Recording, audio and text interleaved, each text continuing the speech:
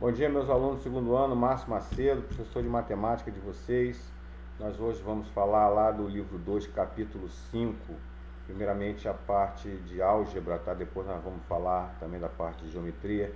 Mas essa primeira parte, progressão geométrica 3, tá? Especificamente na parte de produto de termos equidistantes e a sua relação com juros compostos. Também muito cobrado no Enem em questão de concurso. Então vamos lá, vamos entender devagar, com calma, sem estresse. Qualquer dúvida, postem lá no meu e-mail que a gente tira para vocês, que nem a gente vem fazendo, tá? Então vamos lá. Produto dos termos equidistantes. Numa PG é bem parecido com uma PA, só que na PA a gente somava o primeiro com o último. Na PG, se eu multiplicar termos equidistantes, eles têm que dar o mesmo valor. Na PA eu somava primeiro com o último, dava o mesmo valor. Na PG eu multiplico. Então se eu pego 2 vezes 256 dá 512. 4 vezes 128 dá 512.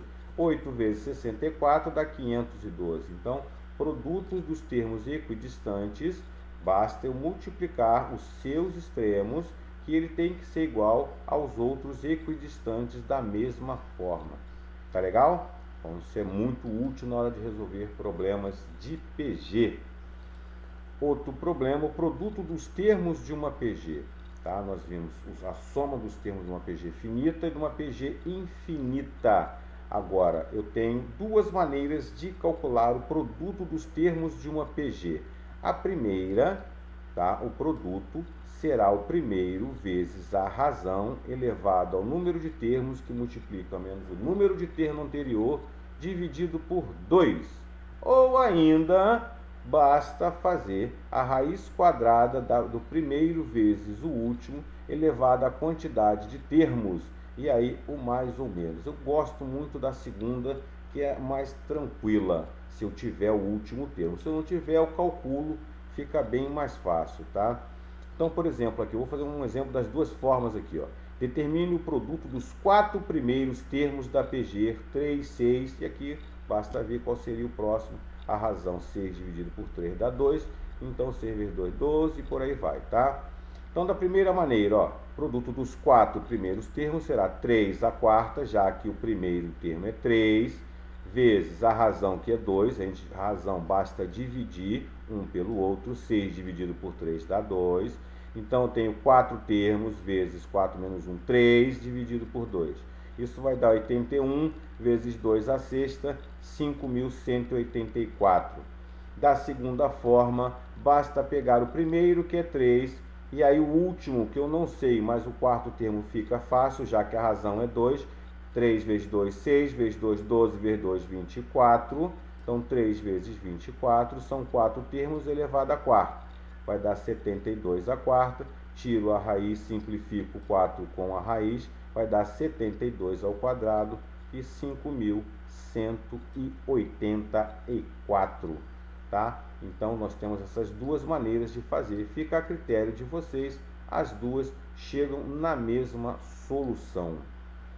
Bom, comparando definições aqui agora, vamos fazer a relação entre função, tá, exponencial e progressão geométrica. Por que função exponencial e progressão geométrica? Porque a gente vai fazer uma relação com juros compostos, tá ok? Então, chama-se função exponencial quando existe um número real a maior do que zero e diferente de 1, tal que f de x é igual a x para tudo x pertencente a r. Isso é uma matéria lá do primeiro ano.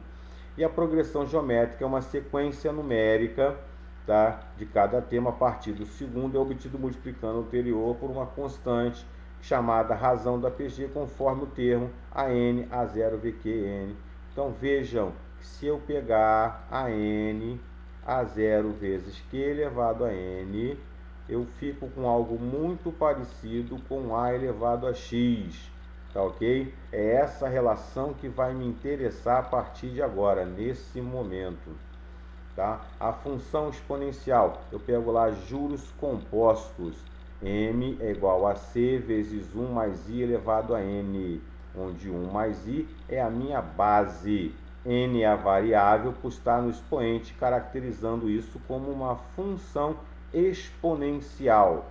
A representação gráfica é contínua, pois o domínio da função e o conjunto é o conjunto dos números reais.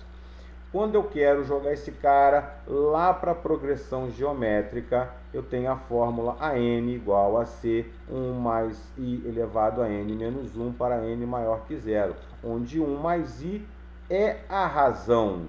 Então vejam, A0, que é o meu capital, vezes Q, que é a minha razão, elevado a N menos 1. Tá ok? Vejam que a fórmula fica um pouco diferente, mas o conceito é o mesmo, tá? Aqui na fórmula de termo geral e aqui na fórmula de montante. Bem, vamos dar um exemplo para vocês verem como é que funcionaria isso. O acréscimo de tecnologia no sistema produtivo industrial tem por objetivo reduzir custos e aumentar a produtividade. No primeiro ano de funcionamento, uma indústria fabricou 8.000 unidades de um determinado produto. No ano seguinte, investiu em tecnologia, adquirindo novas máquinas e aumentou a produção em 50%. Estima-se que esse aumento percentual se repita nos próximos anos, garantindo um crescimento anual de 50%. Considere P a quantidade anual de produtos fabricados no ano e T de funcionamento da indústria. Se a estimativa for alcançada, qual é a expressão que determina o número de unidades produzidas em P em função de T para T igual a 1?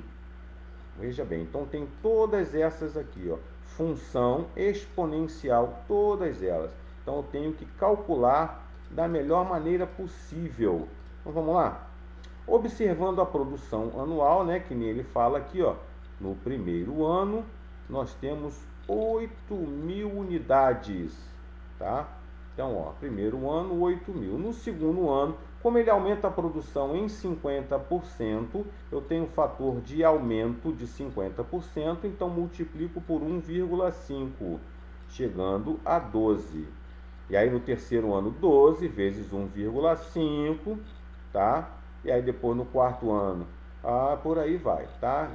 Pego o resultado, multiplico por 1,5, mas também posso lembrar que 12 foi obtido por 8.000 vezes 1,5. Então, o terceiro ano eu posso escrever como 8.000 vezes 1,5 vezes 1,5, ficando 8.000 vezes 1,5 ao quadrado. Veja a relação 3 com o quadrado 2. Da mesma forma, o quarto ano vai ficar com índice 3. Então, no enésimo ano, ficará com índice n-1, ou seja, logo temos uma progressão geométrica de razão 1,5, tá? Então, a n será a 1 vezes q elevado a menos 1. Então, colocando da forma que eu quero, PT será o A1, que é 8.000, onde tudo começou, vezes a razão 1,5 elevado a n menos 1, ou seja, t menos 1. Logo, a minha resposta correta só pode ser a letra E, 8.000 vezes 1,5 elevado a t menos 1. Viu? Nada muito dificultoso. Vamos lá de novo. Outra aqui. Cláudio está vendendo seu carro pelo preço à vista de R$34.000. Esse é o meu capital. Ele também oferece a opção de parcelamento em 5 parcelas que crescem em progressão geométrica, desde que seja dada uma entrada. Luísa se interessou pelo veículo e decidiu optar pelo pagamento parcelado. Pagou a entrada de 15.000 e ficou sabendo que a primeira parcela é de 2.000, enquanto a quinta parcela é de 10.125. Quanto Luísa terá pago a mais em relação ao preço à vista quando terminar o financiamento? Cuidado, que ela fala terá pago a mais, então eu tenho duas contas a ser feita aqui, tá ok? Vamos só prestar atenção nisso aí, hein? Bom, como a primeira parcela é de 2.000 e a quinta parcela de 10.125, numa progressão geométrica, tá? Ficaria então 2 a 1 vezes Q elevado à quarta, já que eu tenho quinto aqui, ficando Q vai ser quem? Que a quarta vai ser quem?